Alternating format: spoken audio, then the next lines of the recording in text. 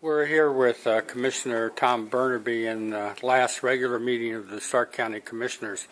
Stark County Political Report asked Commissioner Bernabei whether or not he had read the letter from local attorney and civic activist Craig Conley and his request that the commissioners consider raising Stark County Treasurer Gary Zeigler's bond to $1 million rather than the contemplated $500,000, and Commissioner Bernabei informs the report that he's read the letter and is ready to respond.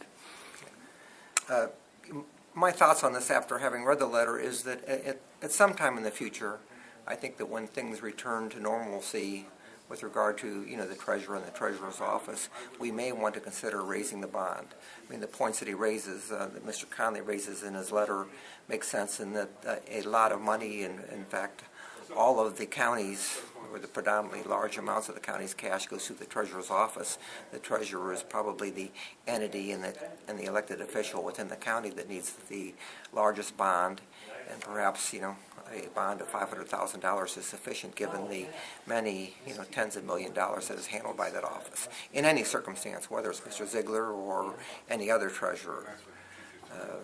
Immediately, though, my answer to this would be, I think that given all of the issues associated with Mr. Zeigler's present tenure, the motion for reconsideration pending in the Supreme Court, legal issues pending in the Common Pleas Court, anything and everything that happens with him, to include his efforts to obtain a bond presently, leads to litigation and to additional litigation.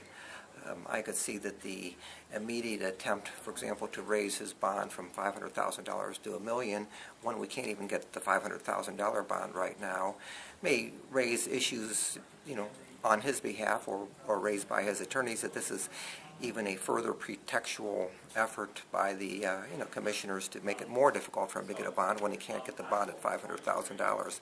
I think that in and of itself could lead to additional litigation. And of course, as we're aware, every time we get involved in litigation with Mr. Zeigler presently, given the present status of the court orders and so forth, there's a good chance that we may be paying additional attorney fees.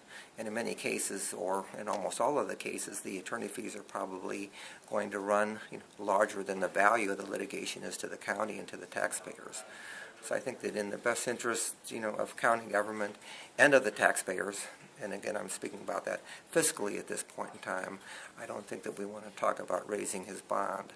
Again, when things settle down and we want to take a realistic look at what the treasurer's bonding dollar amounts should be, given how much money is handled by that office, I think, again, that would be a more appropriate time to take a look at this.